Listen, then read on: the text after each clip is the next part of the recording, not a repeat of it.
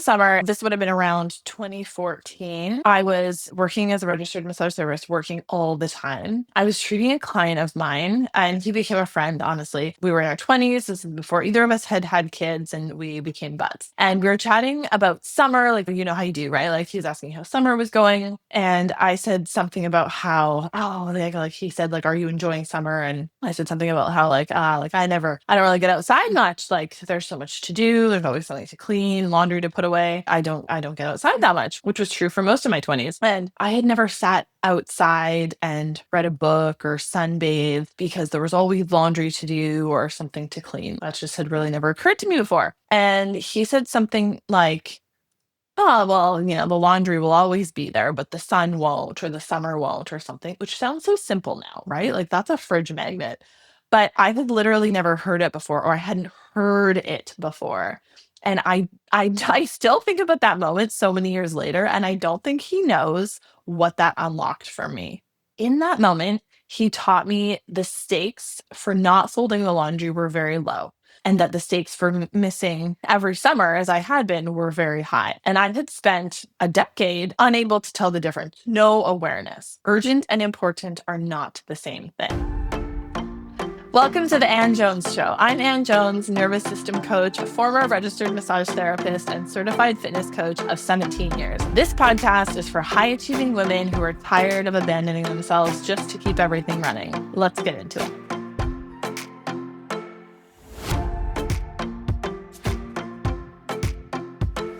Welcome back to week 4 of my Out of Overwhelm series. If you have been here for episodes 1, 2, and 3, you know we have covered why rest isn't working for you, why your nervous system is running the show, and the hidden cost of being the reliable one from last week. Today, we're going after the thing driving all of it: urgency. Because everything in your life feels urgent, and almost none of it is. By the end of this episode, you will be able to tell the difference between urgency and importance in your body in real time. Both from personal experience in coaching clients, I know that we have become conditioned for email and DMs and texts to be a reply right now reflex. You get the email, you reply right away. I remember one of my one-on-one coaching clients saying she walked into 45 work emails, which is a lot for her, after spring break. And because we had been working on her sense of urgency, she had this realization in coming back to work after spring break, having all these work emails, that just because someone sent her an email last night or several days ago doesn't mean it needs an answer first thing. I think we are conditioned and trained to believe that a fast response is proof that you're good at your job. And that's not at all true. And with text messages, we treat that red dot, that unread badge, as a low-grade alarm that something has to be done, which is its intention, right? That's why it's red. That's why it's there. That's why they want you to have push notifications. It doesn't mean you have to do anything about it. Do you remember my story from the beginning about my patient,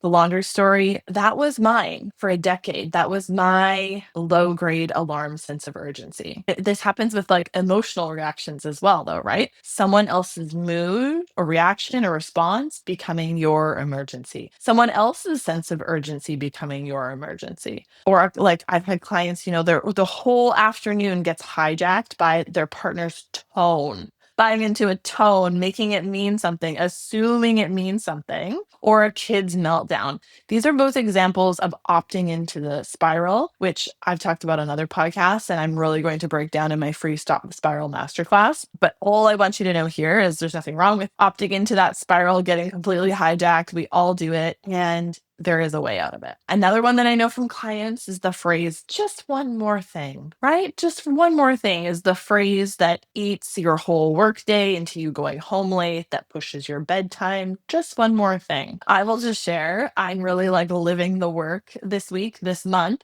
Slightly overcommitted myself.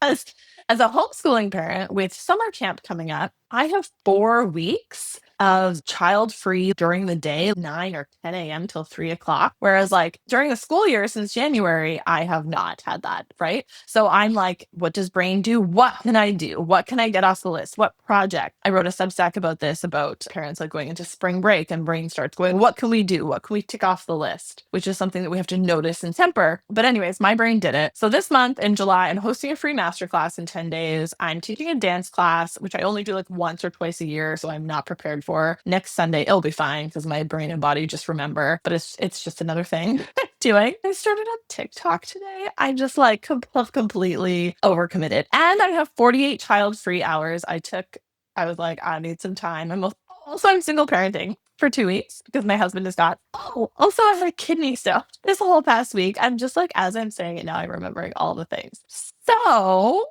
but I'm fine. I'm fine. I'm not, not stressed. I'm not overwhelmed. I am aware that I've overcommitted and I've exceeded my capacity. And so I'm telling you this because none of those things are really urgent. The kidney stone one did kind of become urgent, and I did literally go to urgent care, which is kind of ironic. On Wednesday, on Canada Day, I was there at 7:30 and I had been avoiding it. And I was like, this is the thing that is inconvenient, but I should probably stop avoiding it. It was kind of a good thing that I went. But what I'm saying to you is I often hear just one more thing, just one more thing. And I'm in a season right now where I'm not really saying just one more thing, but I've committed to all these things. And as a person who normally does SFA after 7:30 or 8 p.m., I've been staying up. I've been staying up till like 11:30, which is very late for me. Like, I don't think well at night, but I'm like in these challenges, watching these videos, writing. And then I'm like, oh, I'm doing this Out of Overwhelm series I have to finish. So I've created it. I've created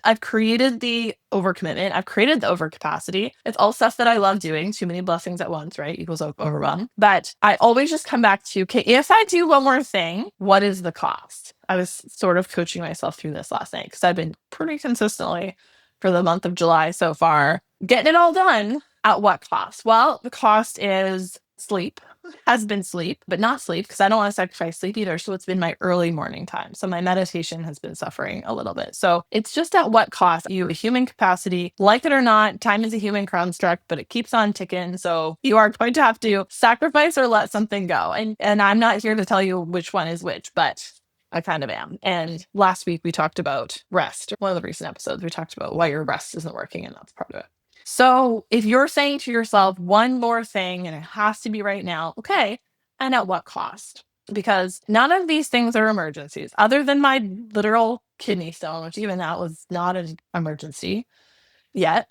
None of these things are emergencies. But if your body can't tell the difference yet, I'm going to tell you why. Because I used to be like that as well. I used to feel completely different in my body. Urgency is a body state before it's a thought. So your to-do list did not create an alarm in your body. The alarm in your body went looking for the list, looking for the things. So I told you that story, my sort of evolution with my patient who alerted me that I actually didn't have to spend all summer afternoons inside cleaning my house and putting laundry away. It was a huge aha for me. And then more recently, just a few years ago, when things really hit an overwhelming anxiety climax and I started working on my nervous system, I learned the word urgency. Like, obviously I knew what the word urgency meant in layman's terms, but I had never related it to a feeling in my body or a thought in my brain. But when I heard it, when my coach said it to me, it perfectly described something that I had never considered, which was that I was treating most things because I was feeling like most things were urgent and could not wait, or there would be a bad consequence if they did, without ever considering whether that was true. Urgency comes from speed learned as safety, or reactivity learned as safety. I was working on urgency with a one-on-one client, and we visited her inner child, and her urgency traced back to being 13 years old, working her first job, hustling for a phone. She's about my age. So this was her first cell phone, flip phones. I think I even told her I had the red Motorola. That was the connection in her body. When we went to this feeling of urgency, it took her right back to being 13 years old. And you want this phone, you better work for it. And that's not a bad thing, but it felt very important and urgent to her teenage brain to get a phone because all her friends were getting phones. It's kind of funny that we went through this like 20 years ago. And now we're going through it again with kids with phones. And so that's not good, bad, right, or wrong, but that's where that's one of the first times she learned to hustle. And so when she feels a sense of urgency in her body, she goes back to being a 13-year-old. I better work so I can get money, so I can have a phone, so that I can be liked. That's what it really is. And that's not necessarily what it's going to be for you. But the point is, urgency is a signal in your body. It's not a command. You're just interpreting it as such. And being more organized and disciplined has not fixed it for you, because you are strategizing from inside the bunker with the siren going off. You're in the bunker, body's feeling it. It feels so urgent. The siren is going off, and you're trying to organize your pens by color so that you can calm your nervous system. The siren's going to keep going off. So here's the 2-step. The unlearning for me was twofold. I mean, first, my patient at the time had to bring it to my attention. I had to come around to it like, oh, I don't want to do this laundry right now.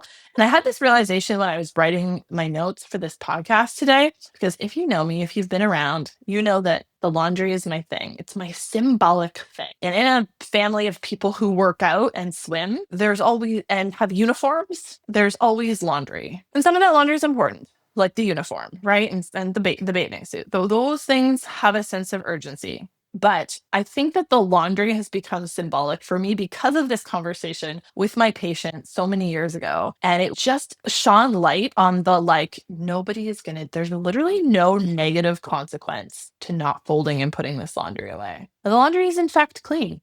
You need the uniform, it's there. I've just not, I'll fold my husband's clothes anyways, so that's a conversation for another day.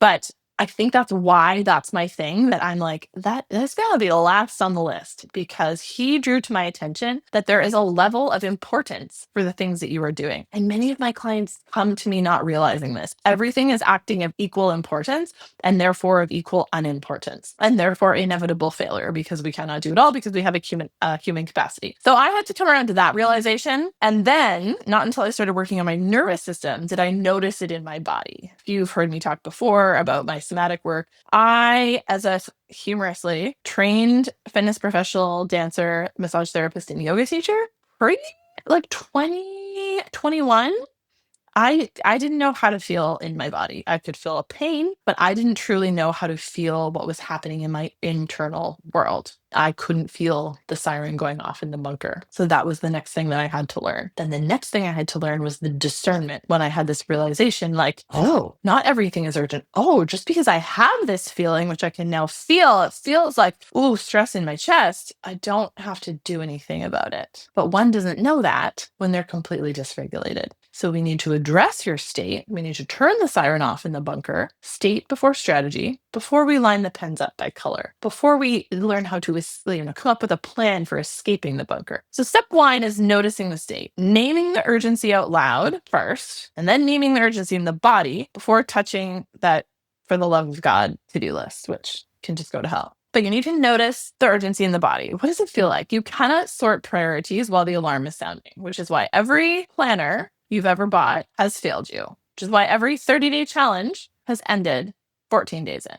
So you must notice the state, name the urgency out loud, notice how it feels in your body. And then step 2, discernment. What feels most important right now? Not the whole list. Not the whole list. It can't be the whole list. It cannot be the full list. In this moment, what can wait and what cannot? Who must do it? Does it have to be done now? Does it have to be done by me? Does it have to be done at all? Those are the 3 questions I bring to my clients and my students. If you can catch it, as I teach, and I'm going to teach in the Stop the Spiral workshop on July 15th, if you can catch the urgency mid-moment, you have the opportunity to choose differently. But if you are living in your head and you're on your phone all the time and you don't know that you have a body and you've never sat still with yourself for 2 minutes, you are going to miss it. You're not going to know. It's just all going to feel like urgency. All right now, distraction all the time. But if you can catch it mid-moment and choose differently, then you get to choose what happens next or doesn't happen next or what feels better. You know, both personally and from working with clients, the cost of sorting priorities incorrectly for years or not sorting priorities incorrectly. The really important stuff slips through the cracks. Your health slips through your cracks. Your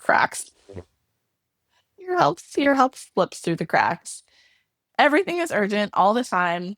There's no evenings. I'm going to do a second shift in the evenings. You keep losing yourself to what feels loudest versus quieting the siren and then deciding what to do next. Do you need to escape the bunker? Is there something to do within it? You must quiet the siren before you can even decide. So I'm going to leave you with this. Urgency and importance are not the same thing, but your body has probably been treating them as if they are identical. So my homework for you this week to get out of overwhelm is to notice one fake emergency every day this week. Just notice. You don't even have to fix it. Just notice, oh, this really feels like an emergency. Maybe it's not. And then the next thing I want you to do is to go to the link in the show notes and register for my free masterclass, Stop the Spiral Before It Starts. It is free. There are 2 times. So you can do it on your lunch hour. You can do it after work. It is on July 15th. It is a Wednesday. I will be there live, and you also want to be there live because I am going to teach you a tool, and it is best taught in the body by you being there and doing the tool with me, practicing the tool, coming up with your tool, feeling how urgency feels in your body. If you are watching it after the fact, it's better than nothing, but watching bodies do things is a documentary. It's not an experiential happening. So masterclass, you must register and then you must come. And then I will teach you how to noticing the fake emergency. I will teach you how to stop it. I will teach you how to stop the spiral it triggers. That is what we are doing in my free masterclass, Stop the Spiral Before It Starts, on July 15th. DM me Spiral on Instagram. Go to my webpage. It'll pop up at you. It will say register now, and then you will do it. And if you must know, the laundry is still there. But actually, the laundry got all put away quite recently because that's what happens. Because when you leave it, when it needs to be done, you will do it. You will do it. But now I have new laundry. And so at some point this weekend, I might put it away because that feels nice and it helps me to pack. But I might not because it's gonna be there again. And maybe I want to go for a walk, and maybe I want to take myself to happy hour, and maybe I want to read a book, and maybe I want to edit this podcast. So regardless, I trust that the laundry will still be there, just as I am always here for you. Join me next week for the last installment, number 5 of the Out of Overwhelm series. And also join me next week at my free live masterclass. There's literally no reason why you won't come. You need to come on July 15th. All right. I love you. Have a good week. Unsubscribe from Overwhelm.